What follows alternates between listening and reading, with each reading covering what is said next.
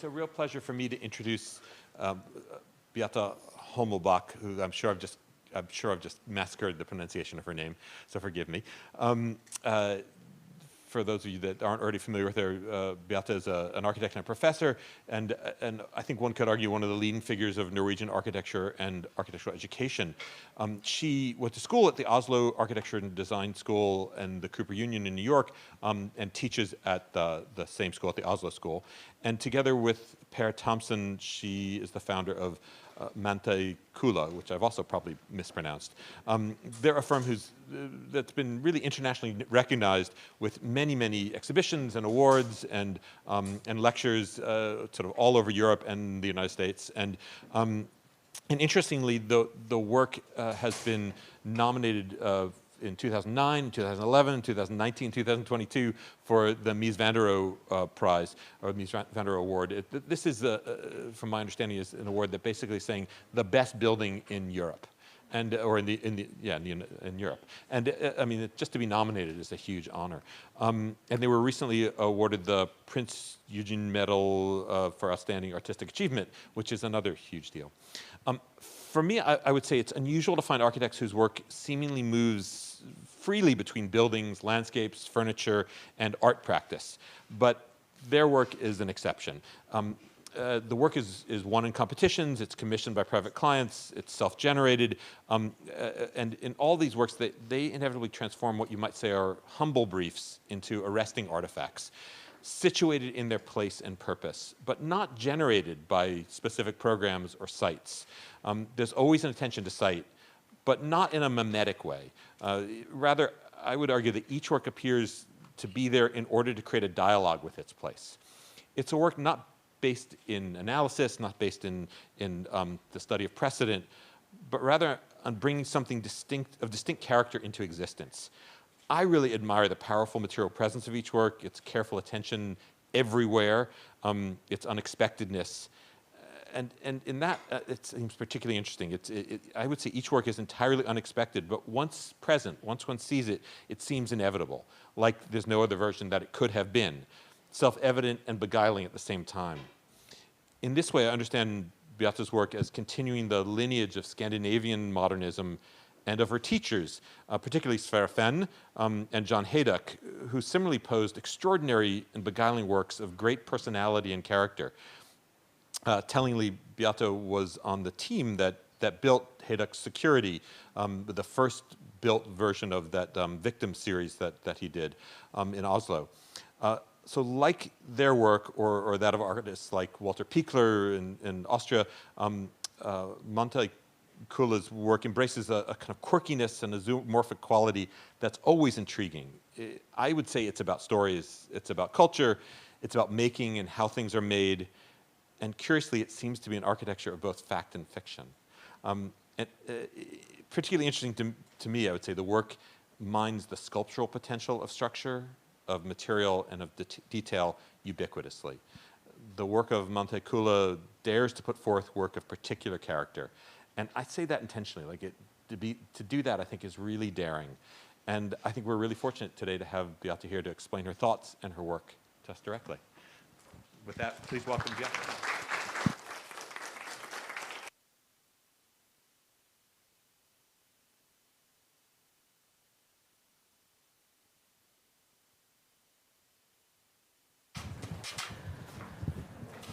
Okay, can you hear me?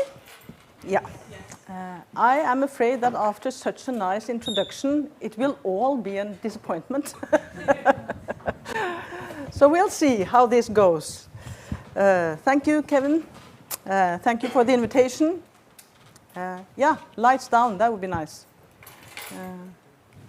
Can I do anything? No.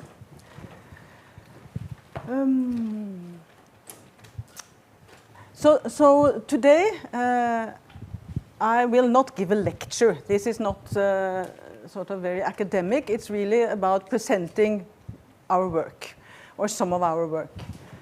I have divided the presentation. It can be dark. That's nice. Yeah, good. I've divided the presentation into 3 parts.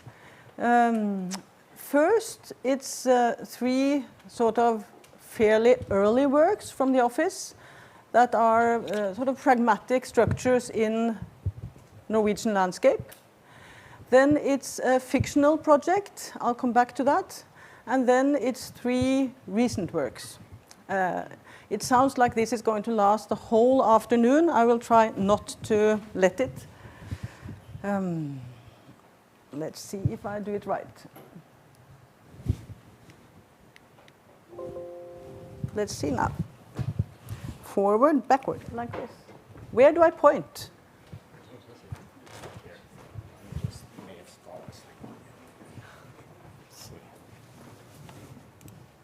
Yeah. So does this, maybe I turned it off or something? Now it's on. We can try to go backwards. Yeah. It works anyway. Okay. So we have a small office. We are 5 people. We work a lot in physical models. We use 3D programs and we sketch a lot. And like Kevin said, we have commissions, actually not so much private commissions, but public commissions. And ever since I quit school, I have, and also the office have done projects that are self-initiated, that are sort of explorations into architectural problems that result in drawings and texts and models that are mainly for exhibitions. And I will show one of these projects today as well. No, that was backwards. Sorry for, I'll learn this. So I said that this will be a presentation more than a lecture, but I hope that through the talk or through showing the images, I will say something about the way we think about architecture.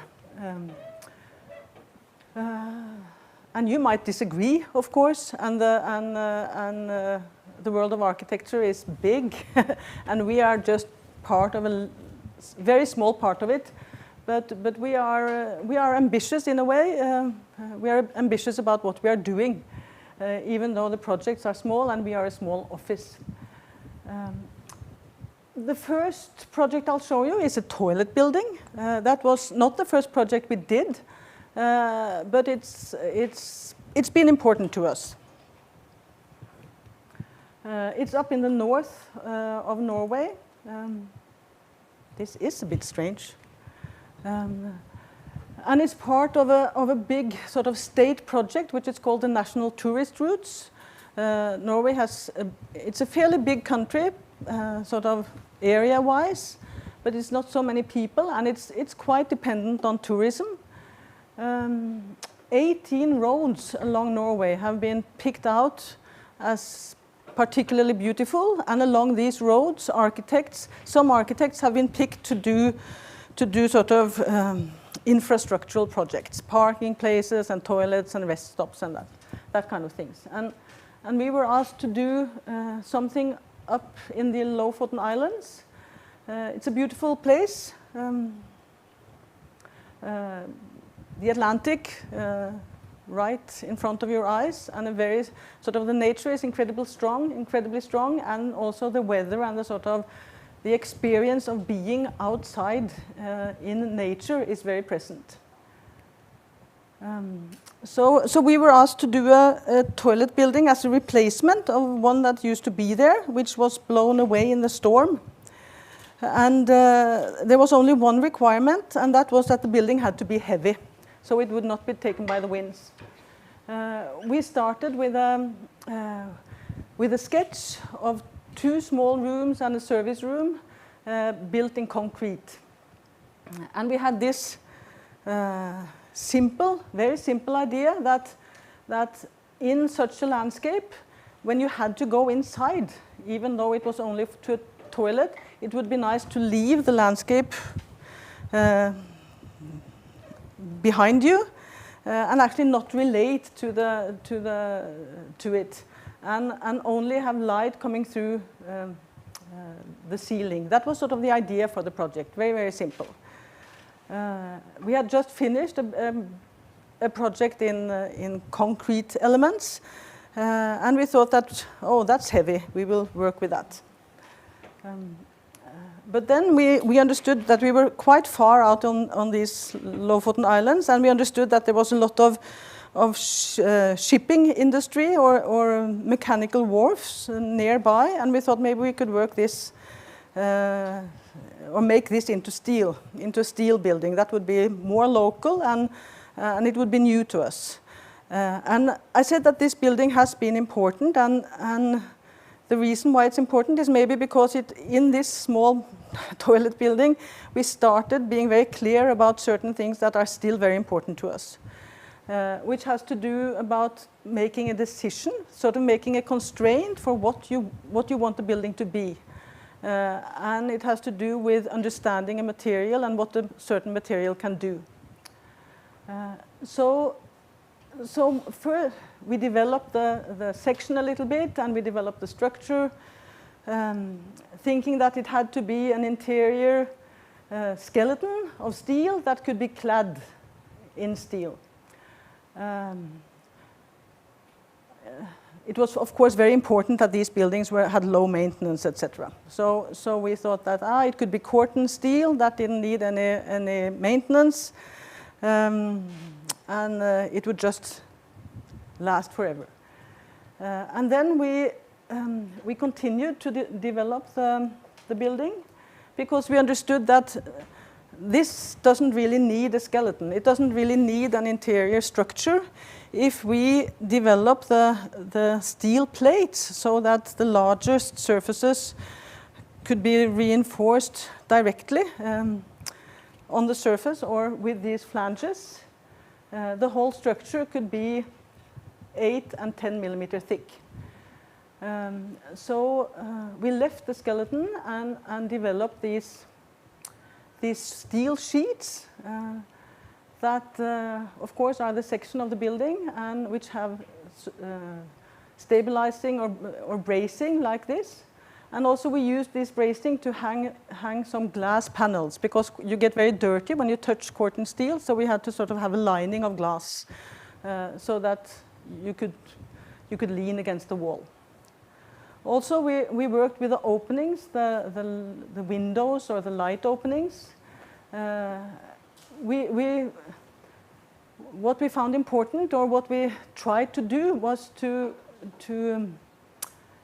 express the fact that this is very thin steel and nothing has to be sort of ordinary. For instance, it became important for us that glass panes are, of course, easily made rectangular, but the bracing for the wind, we needed these flanges, and we also needed something to rest the glass against. And this form could, of course, have followed the rectangular openings, but it was important for us to tell another story. So the whole building became sort of sculptural in its form.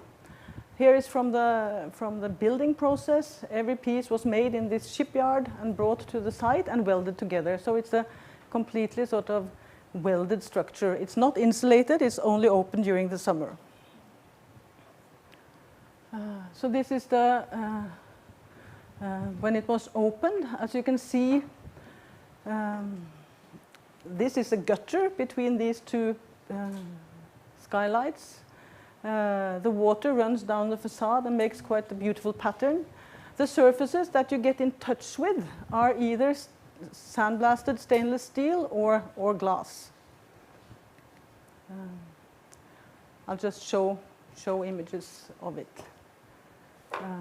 Here you see what I talked about the glass being very high up, so you cannot really see out from inside these buildings. And we quite like that the structure, these flanges, becomes almost like ornaments on the surfaces. Interior, it's very rough. A concrete core that stabilizes the the structure sideways, and none of the steel is actually. These beams are not touching the top of the concrete. We think that to us it is a quality in a building or an architectural work that it does more than only answer the functional requirements. We think it's a quality that it either tells you something about how it's made, or that it makes you wonder about something can be done, or that it sort of informs your understanding of a particular place. And in this case, we think it's very beautiful to actually see the little notes the steelworkers wrote on the steel sheets that we wanted to keep them, and now they're actually behind glass. And we really like this to treat the craftsmanship, even though it's very rough. We are not sort of feinschmeckers. What we do is quite rough, but you can always, or hopefully you can see how things are made. And that is, you can see that it's really hard to drill through steel, so the pattern is a little bit uneven, etc. That adds quality to us. The other restroom, I mentioned I'll go back. I mentioned the glass panes on the walls, and you might wonder why there is also a glass pane up there, because you can never touch the steel up there. It's 5 meters up. The reason for that is sort of irrational, and that is another quality we think is very nice when a building has some sort of irrationality to it.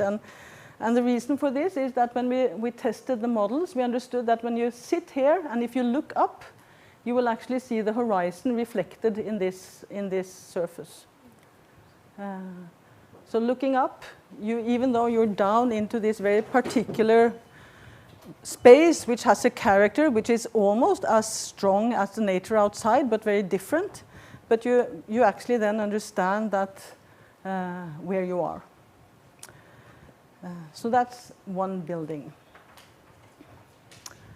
Another building, also a sort of that we did for the tourist route. The first little toilet was out here. This is a ferry stop. We did in 2015. Norway has a lot of fjords. It's very when you travel along the roads in Norway, you have to spend a lot of time waiting for ferries.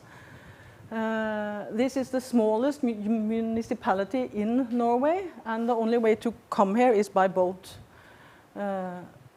This is a small hotel, and the old ferry used to dock on this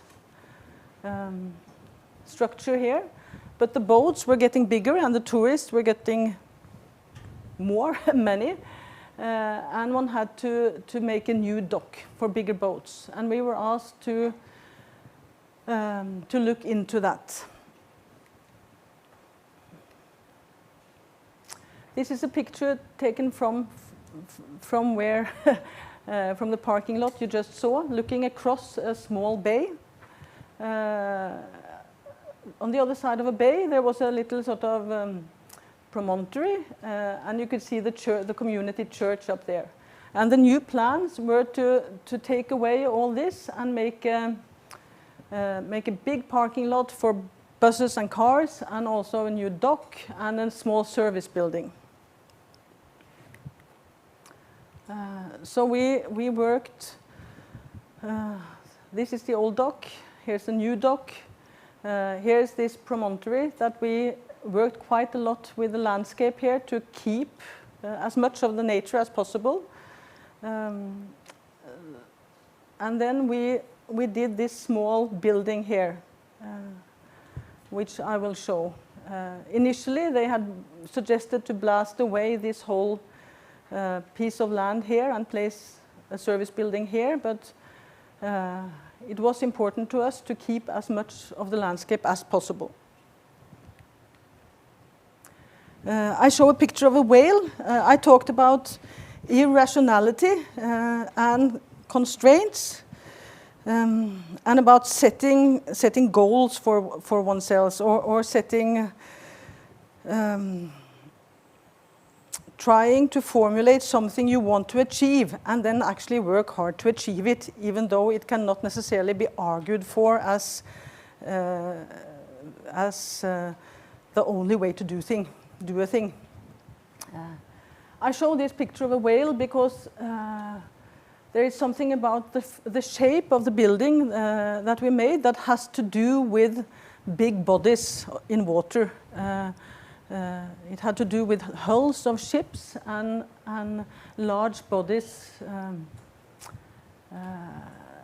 that seemed very relevant on this site.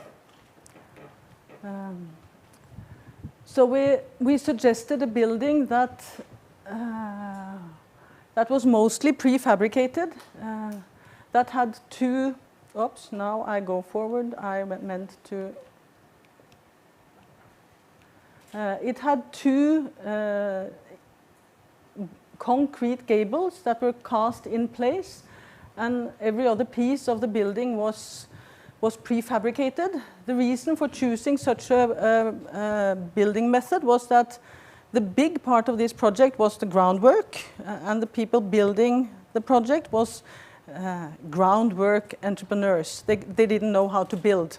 So we had to make a system that would be more about mounting pieces together than actually building something on site.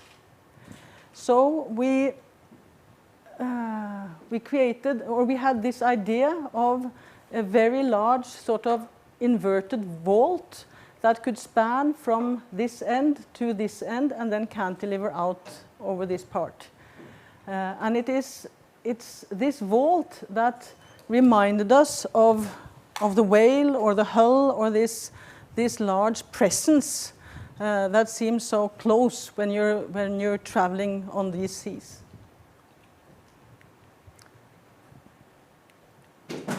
So this is a model of the building. It's a strange-looking creature. The reason for its being is that we wanted every part of the building to be visible. When you build, a lot of the work is actually about making structures that you cover up. And the fact that something can be covered up makes it possible to build in a sloppy way, because you're only interested in surface. You're interested in what you see in the end. We found it very interesting and challenging to actually try to build something where everything could be seen.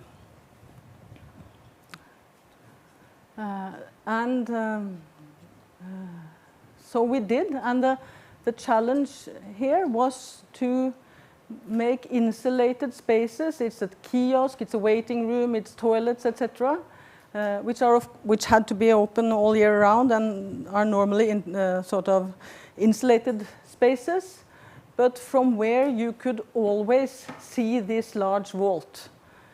So the structure is, as I mentioned, the gables and the steel vault that is spanning across the whole structure, stabilizing a very slim timber structure underneath, which is then clad in glass. So this is the model looking from the other side. The reason for this sort of belly-like thing on the concrete is stabilizing the gable. What you see here is structure to carry a light fixture that had to run, or that we wanted to run through the whole structure, because we have full darkness. This is up north, and during the winter months there's no sun. So we also wanted this large vault to reflect light. So this is the final structure. You see the vault. It's galvanized steel. Also, this is very, very thin. It's cantilevering out, 6 meters out here. It was important to us that you could see not only the structure, but also that you could see through the building over to the old place, so that you knew that you could actually go from here to the hotel across the bay. And also when you wait for ferries, in often bad weather, it's nice to be able to get out of the car, to take a smoke, or to just hang around and be sheltered from rain or snow. So these outdoor covered spaces are also important. There's one at the end, and then there's one in the middle. And as you can see, you really you see the vault everywhere. You see actually every part here. These are 2 interior photos. One from the waiting room, where you see the slim glue lamp structure, and from one of the bathrooms. And you see some of the detailing of actually how to create a sort of this whole space up here had to be ventilated naturally. So how to make every piece fit together and get enough air circulation and still have every piece visible was a challenge we like to work with. And there you see the structure at night. The last tourist route project, also up in the north. This is a rest area.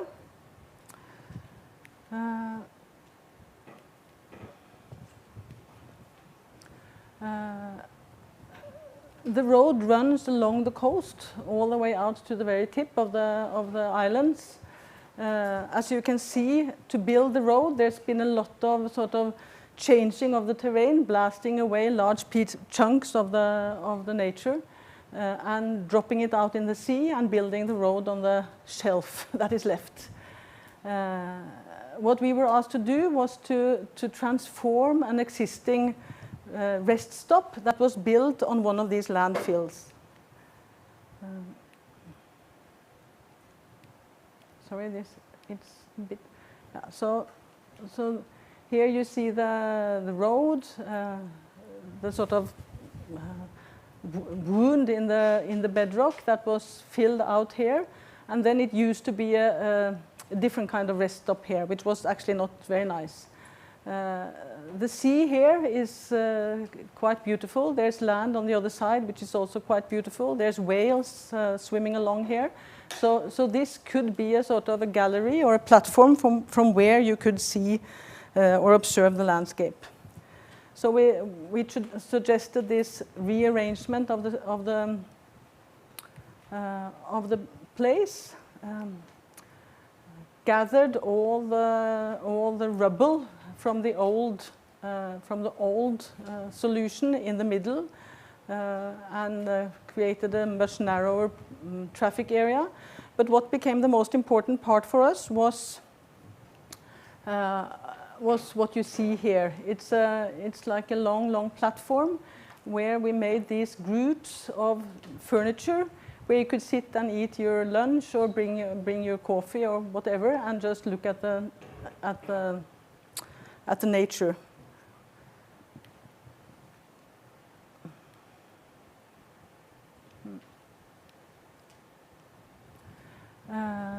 So this is from one of the working drawings. In this case, we also set up some rules for ourselves. We said that it's important that each of these groups is different. It's nice when you come to a place that you can choose your very own sort of place to eat, and that you can feel that it's sort of the moment you are there, it sort of belongs to you, and the place you sit is different from every other place. So we made these little carpets with steel formwork and filled it with concrete, and then what you see, these little circles are foundation holes for what became the most important part of the project, and that is the furniture. We worked a lot with, in this case also with steel. We tried to use just regular industrial steel, as it comes.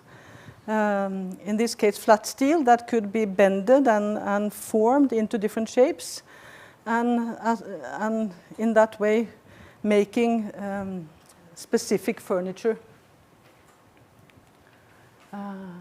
And we also, I will say a lot about setting up rules, but that is very much how we work.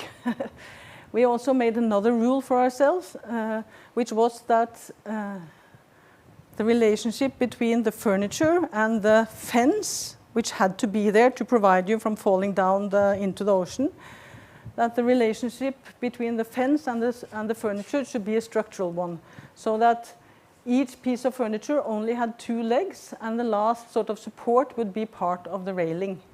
And this is, I guess you could say that this is a method we use when we work, that to formulate a sort of criteria or a constraint sort of challenges us to do something which we wouldn't think of immediately. It's sort of a way to get beyond the obvious in a way. So as you can see, all this is also prefabricated. And to bring it even a little bit further, we said that we can show this relationship between support of the tables and the railing, and we can show that with a pattern, or we can, because it's a bit cold to sit directly on steel, but if we cover each piece of each bench and each table with polyurethane or some sort of composite, one could probably make it a little bit easier or nicer to sit on, and it could also get a pattern. So we started to draw sort of triangles. It's a very rough sketch, but draw lines from each structural point. And then the meeting between the geometry of the structural lines and the geometry of the forms created some very nice patterns, like this. I'll go faster. And we got these groups of furniture that were all different, but all had a sort of logic in them. And the pieces were welded and then filled with polyurethane, and then mounted out on the site. And there you see the final situation. We also like the polyurethane was also nice because it's very reflective. So because it's a lot of wind up here, the sky changes all the time, and to have these reflections in the surfaces was also a very nice quality. Okay. This one is a bit difficult. So now I'll go over to a paper project. So this is now, from now on, it's a partie with fiction. We were invited to take part in the biennale in France. There's an institution there that collects sort of experimental architecture, and they asked us to make something for this biennale, and we only got one sort of leading thread, and that was the title of the biennale, which was Walking Through Someone Else's Dream.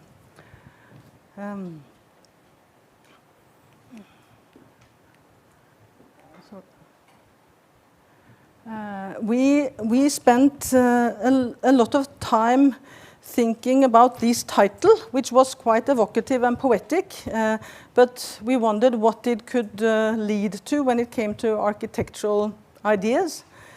And then we understood that we had to sort of look into what it meant, someone else's dream.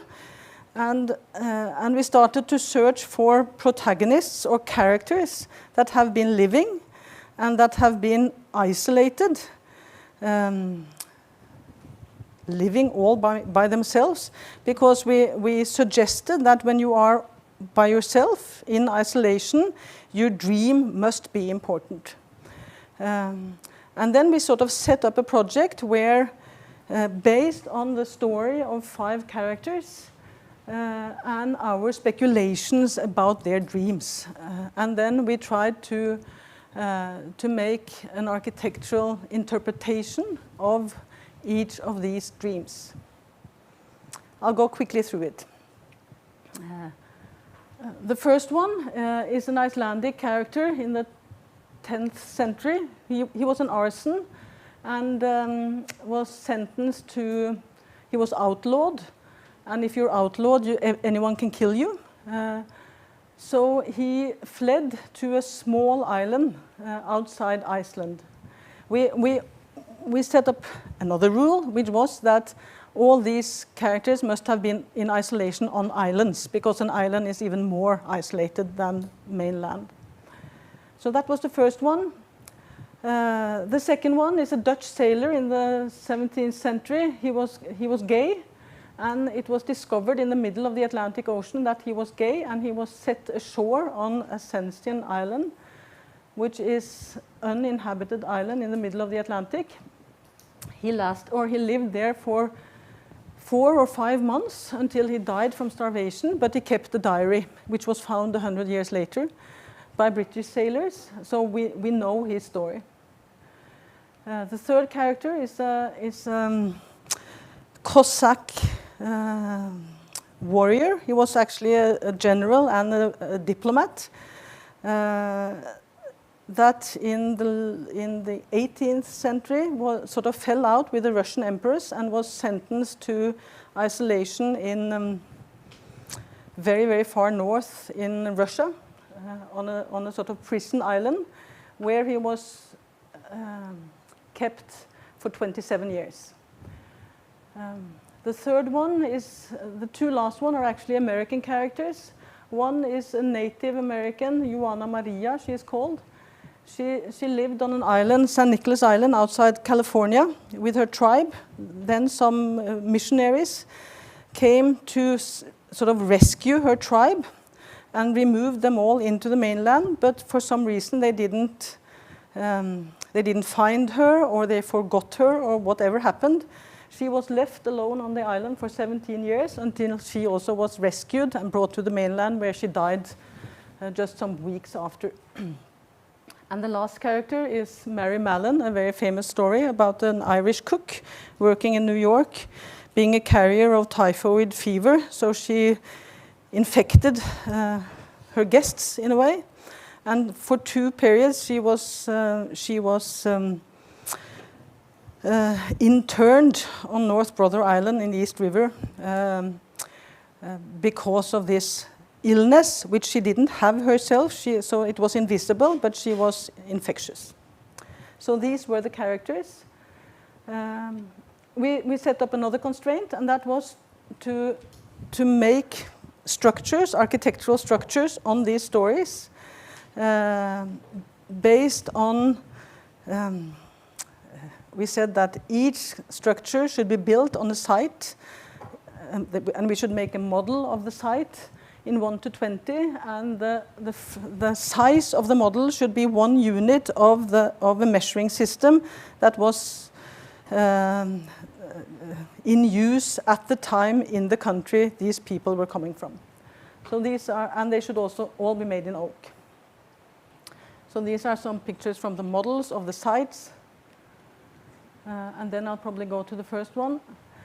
Each project is developed by hand on 1 sheet of paper. That's another constraint. 1 sheet where the idea and the sort of sections and plans, and in some cases details of the buildings were made visible to the extent that we could make a model. So for this Icelandic character, we believed that he must have dreamt of a fair and of freedom, and he must have had the need to be in control. So we developed this centralized structure, which has 4 outlooks and a centralized space with 4 escape routes. I'll go very quickly through this. The site, 1 Alen, an Icelandic unit,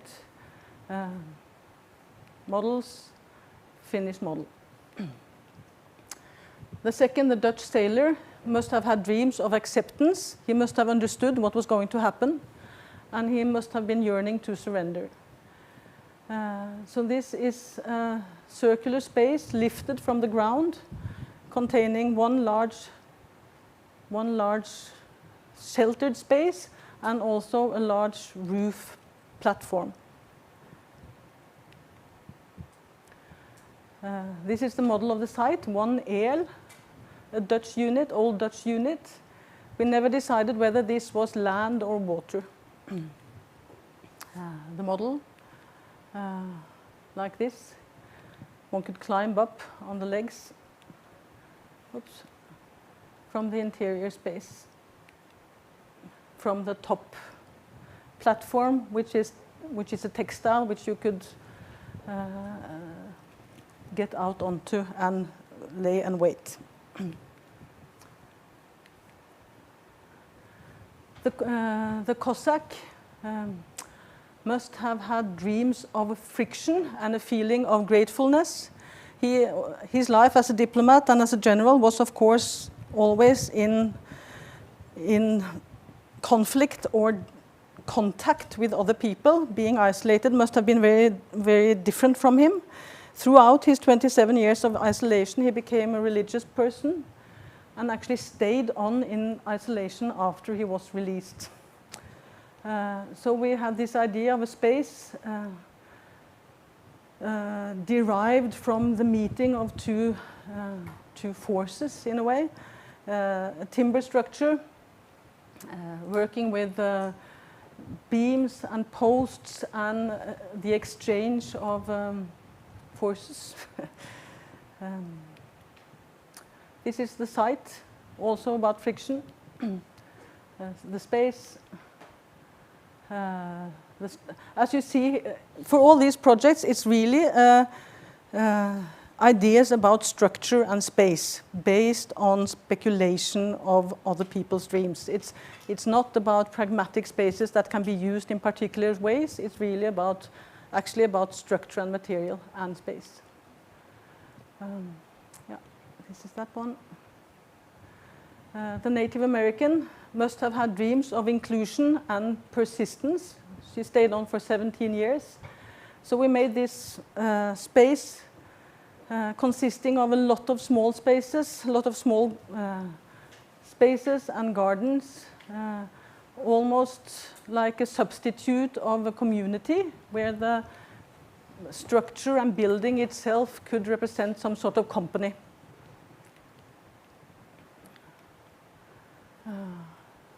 The site, 1 cubit, the space, the building, and the building. The last one here is the cook. She was never sick herself. She must have been dreaming of normality. And she must have had a concern about surface, because one could not see that she was a carrier of any disease. We established this structure where the site was a tilted plane, where the idea of normality consisted of a horizontal plane, and the whole structure is really about how to keep this horizontal plane in the air. And then this is the only project where we work with color as a way of working with surface and normality. Oops. The plane, the building, the plan of the building. These 4 beams that carry the whole, or 4 load-bearing walls that carry beams in different sizes. The structure. And I think this is the last photo of the model. So this was acquired by this French institution and is now part of their collection. So now to more recent work. This is a summer house that we did outside Norway in Sweden. But I think it's very much in line with the rest of the thinking here, you'll see. The site is a very beautiful one. It was regulated in 1957. Today it would probably not be possible to build on such a site because it's in a natural environment. What's characteristic is that it's full of bedrock. It's a lot of visible bedrock on the site. It's this Swedish granite, which is quite well known and used quite a lot in, as building stone and very, very strong granite. What is also characteristic is that there's lots of these large stones or boulders, they've been led by the glacier and left on the site, and that makes it quite hard to move around on the site because you have to climb these boulders. We thought that this is an exceptionally beautiful site, and we didn't want to change it with the building. You know, when you build anything, it's a quite hard impact on the site. You need to blast in order to make the terrain flat, or you need to bring in roads, or you need to bring in large machines. And all these leaves traces of building, and we really didn't want to make traces. So we decided that if we built a bridge leading from here to here, we would actually be able to connect two sort of flat areas of the site, and a bridge really lands very gently on the terrain, so it doesn't leave much marks. So that became the project. This is the house. It's a large span. It's almost 30 meters across here. The whole house is sort of hanging in these two glue lamb arches. We understood quickly that it had to be a timber structure because that is the only thing that could be light enough to be carried onto the site by a helicopter. So also here we make large models. What you see here is the side bracing of the arch. Or of the structure. You'll see in another photo. What was interesting and challenging here was the difference between theory and practice, or between drawings and nature. Because when you design something that has to be lifted in place and which has to land very precisely on specific points in the landscape, it's important to have very, very good measurements of the land. I think we were there with a surveyor 3 times. And then you have to place the holes correctly. And then everything has to be specially made for each place you touch the site. So these are sort of mock-ups of big steel brackets that we had to make. Yeah, so here's one of the 4 touching points. And here you see the glue lamb. Each arch came in 2 parts and landed perfectly on each of the brackets. You can see from the construction site how the building does not touch the ground at all. All these boulders from the Ice Age are still intact and untouched. And you see the way the structure is working with the arches and then hanging posts on the sides of the arches, and these trusses spanning between the hanging posts.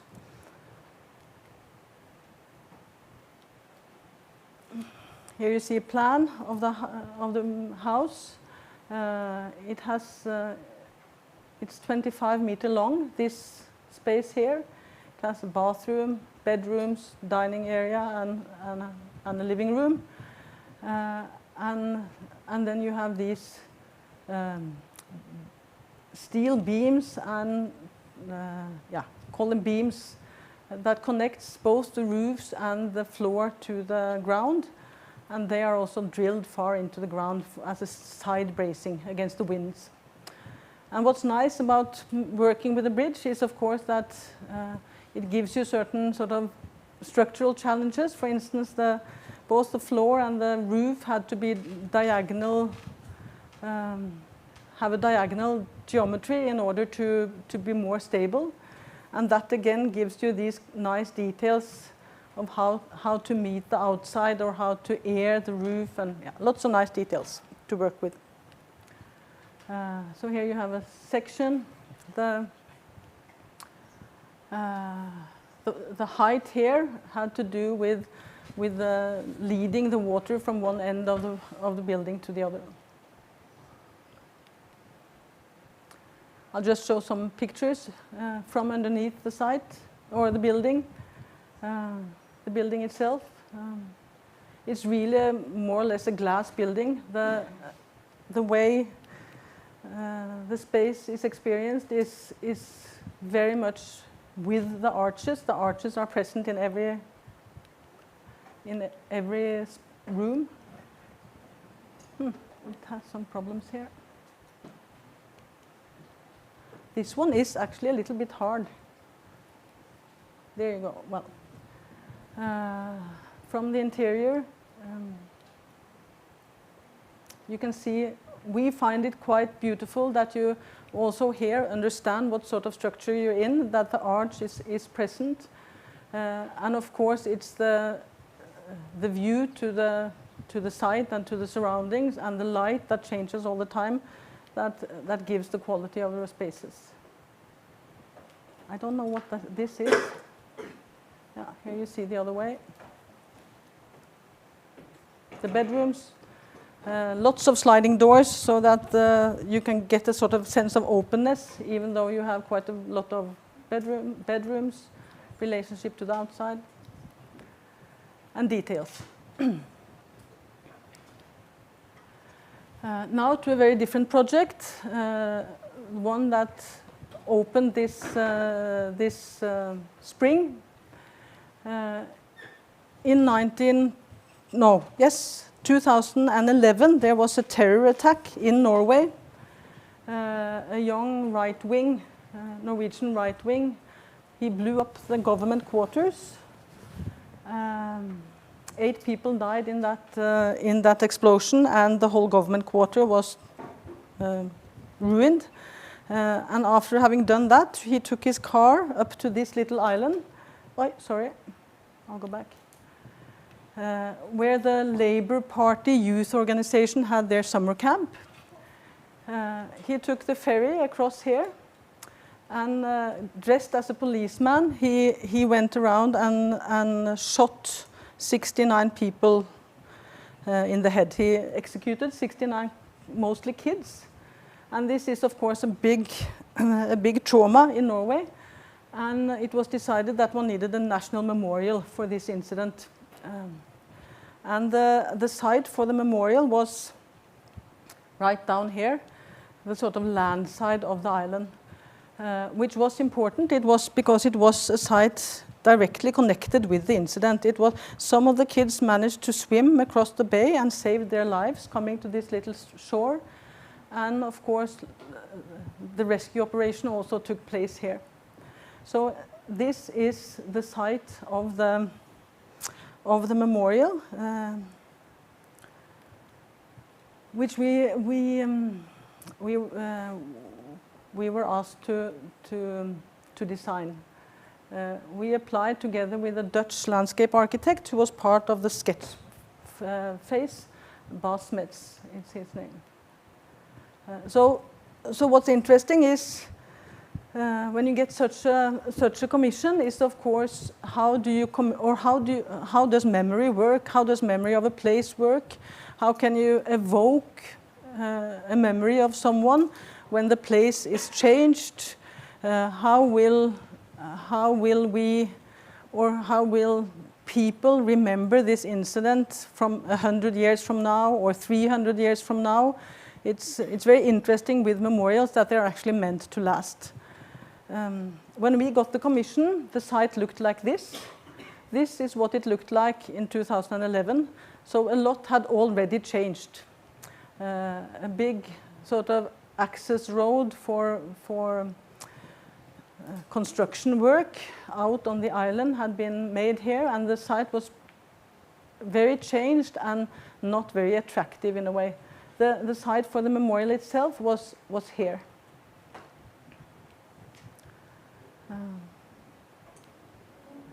So this is the first sketch we made. What we suggested was to make a new access road so that one would get down to the dock area in one end of the site, and that the memorial could be the last thing you experienced on the site, and then all the pragmatic parts, the parking and the buses and all that kind of things could happen in the middle. Also, what such a new access road would accommodate was that buses transporting kids out to the island could actually drive down on the dock area. So it's a big change in the landscape, which was both a sort of had a pragmatic reason. Getting all the buses off the main road. They were sort of, the neighbors were very annoyed by all the bus traffic up here. And then also, most importantly, to get the sort of have a choreography of the sort of access to the memorial site. Yeah, oops. What was hard was, of course, to come up with an idea for a memorial. There was a support group of the surviving kids and all the parents of the lost ones that had to follow the process all the time. And there was also a sort of state reference group that were to take care of the sort of national interest in this project. We said that we want to come up with a form that would not have existed if it was not for this incident. We were in the brief, there was a requirement that each name and the age of each victim should be present. And we decided very early on that we wanted the physical presence of each of the 77 victims. And the site for the memorial was actually quite small. And to have 77 sort of a physical presence of 77 things, it was sort of not very much space to achieve that. So we had to come up with a form that could manage to give us enough space and which also had a sort of specificity. So we worked with time and with the movement of the sun. The sort of timeline of the incidents from the moment the explosion happened in Oslo to the moment this guy was arrested out on the island. This timeline was very important in every sort of presentation of this attack. And we started to look on the way the sun moves across the sky every day. And we looked into where the sun was in these crucial moments. And that gave us a sort of a geometry. The site is here, and it's sort of naturally, it's a quite beautiful site, looking over the big lake, the sun setting up here, very sort of sheltered and possibly beautiful place. So looking into this geometry, we came up with the idea of a line that could create some sort of outdoor spaces, and the geometry of that line could connect to the placement of the sun in certain moments. And it could, of course, look like many things. All these forms here are very specific and are rooted in certain moments that were important. So we ended on this form here.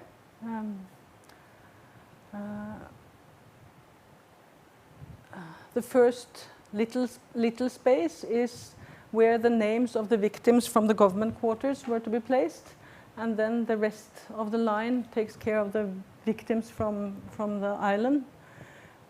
Throughout the process, some of the locals also suggested that one should make a dock as a sort of gesture to the local people with boats who took part in the rescue operation. So the memorial itself is really a large stair which has this specific shape, which ends in a sort of on the shore here, or starts on the shore and ends out in the water where it is a dock. And then on the first step of the stair there are 77 columns, each for one victim. Here's an early model of the situation where you see these spaces down by the water. We thought it was important to get the memorial all the way down to the water, so that when you stand here, you are actually connected to the island on the other side, and that it is the water that connects you. And water also has this sort of cyclic quality that is soothing in a way for the victims' families. So it's of course a large project with a large road structure, which is actually a bridge structure, and lots of pragmatic things which has to do with parking and boats and ferries and mobile cranes and all of that. But I will just show some images from the memorial itself. Also, there were issues about the site. It's a very steep site. It's a very narrow site, so it was an interesting building phase, which was also very pressed for time. A lot of, although there was lots of bedrock visible, or I can go back, lots of bedrock visible, there were also 20 meters down to bedrock in certain areas of the site, and a lot of construction in the water out here. Also, this is drinking water, so everything happening in here could not affect the quality of the water around. So this is the final project. You see the island out here, you see the bronze columns, and you see the stair. There is the sort of memorial, or the sort of logic of the memorial is that everything that has to do with the memory is made in bronze, and everything that has to do with the pragmatics of the site is made in stainless steel. Like here, for instance, where you have the railing leading people down to the memorial in bronze, and the pollards for the ferry, or these little things where you tie the boats in stainless steel. We use a special kind of red gravel, which is local. This is a interesting geological area with a very, very red stone. So that's the character of the gravel. A little roof where you can wait for the ferry or the bus in stainless steel.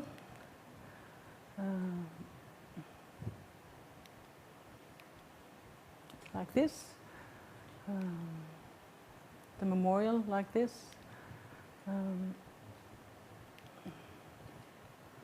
It's not really, yeah. And each of the columns are different. So there are 77 solid bronze columns. They are 3 meters tall. Each of them weigh 340 kilos. And each is different. Everyone is sort of twisted in the top, so that when the sun moves along this place, each of them receives and reflects sunlight sometime during this movement of the sun.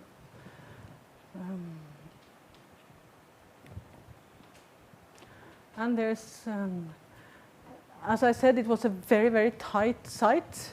However, we have kept as much bedrock, visible bedrock, as possible. The bedrock reminded the parents of the bedrock out on the island where some kids managed to hide.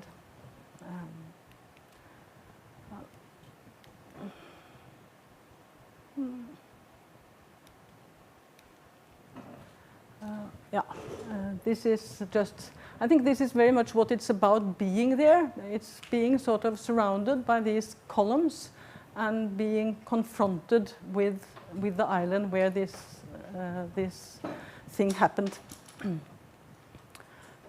Just a few words on what we spent quite a lot of time on. This one is really working. That was each name. As I said, that was a requirement that each of the victims' name and age should be present. We didn't want to write and use regular letters because that would be very much like a name tag. We thought we had to make these names present in another way. So we developed this way of writing, just working with tilted planes, putting them together so that letters sort of so that you could read in shadow in the sort of lines that occurred between shadow and lit surfaces.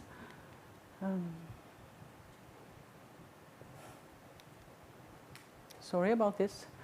This is a close-up of one of the names. So it's 77 sort of unique reliefs that really invites you to touch them. And we think it's quite beautiful that the memory of these kids can be touched and over time probably stand out as almost like polished or touched, that there's a sort of gentleness in this.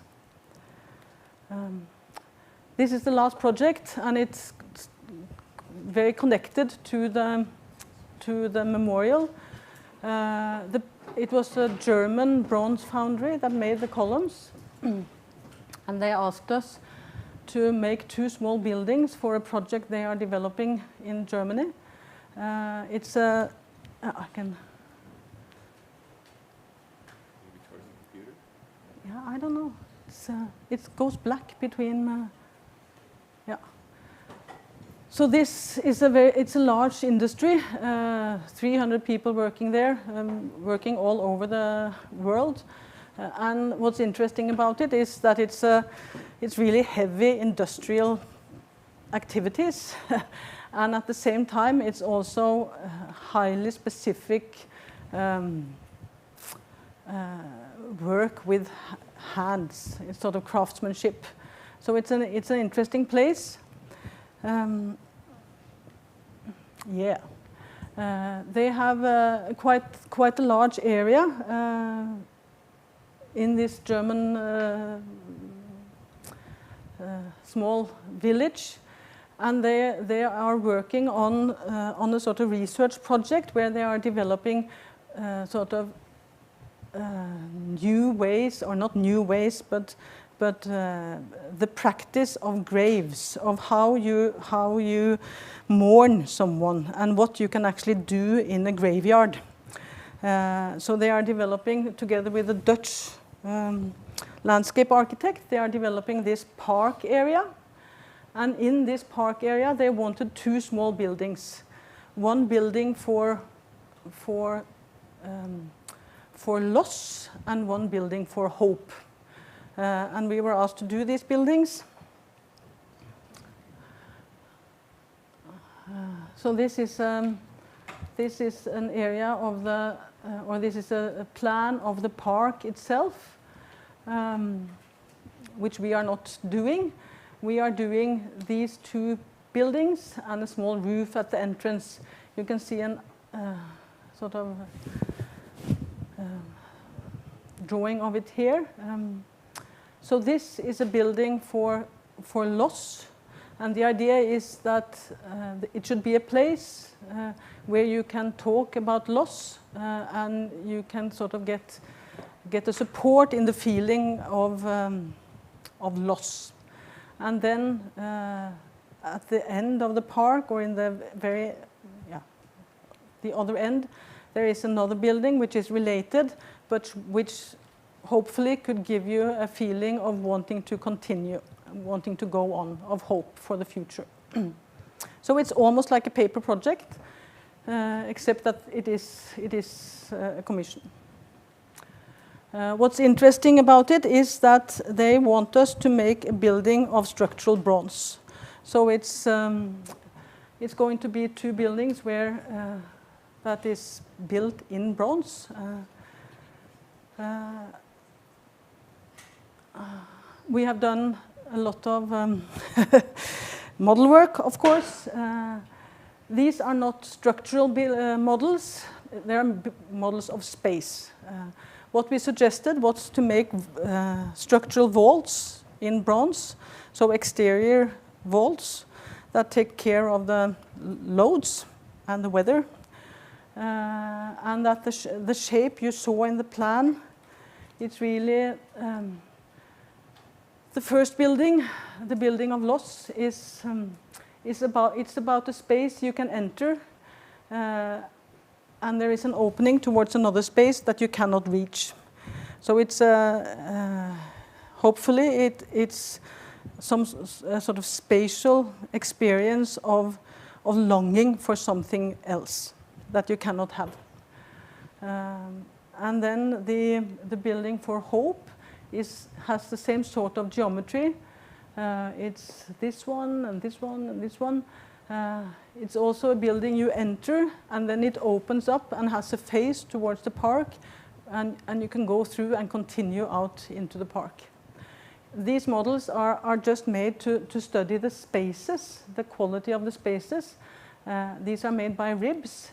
This is not how this is going to be built. Here you see some very rough plans. You see the first one has one entrance door and one door leading out, and then this small space where you look into a light well, or a closed room full of light. This is a model, early sketch of the interior. Let's see.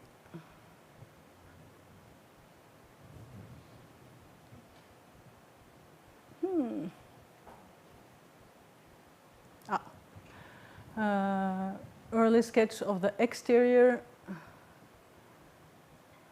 The other building, which has this face, frontal face, and which is a bit wider. And you see sort of how it opens up towards the outside. It's been interesting to working with the structure. It will be a skin of 10 millimeter bronze cast in plates and welded together. And then, of course, it was a question of how do you make the interior wall? What do you do?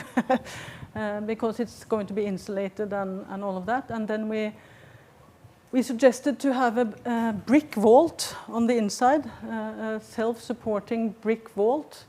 So that's what it's going to be. Interesting to work with how this is made, because the exterior vault is made first, and then you have masons working on the interior vault, having to leave space enough in the top so that you can actually lay the brick under the bronze. It's a bit of a challenge, but it will hopefully work. We also think it's quite nice to work with these are double curved surfaces, of course, so you have to work with, or some of these surfaces are single curved, but when it comes to the vault, they are double curved, and we believe that you will get quite nice patterns in the masonry. So we are working with models, large models in the office, figuring out these the geometry of the brick, both in the walls and the floor. And of course also how the different, here too you have some of the forms can be reused, all the light yellow forms can be reused because they are the same radius, but a lot of individual forms. So this is what we are working with now. Of course, we have a situation in Europe now that is challenging. This is Ukraine a couple of weeks ago, and the energy prices are going very, very high. Initially, this project should be opened by June. Hopefully, the war will end soon. Thank you.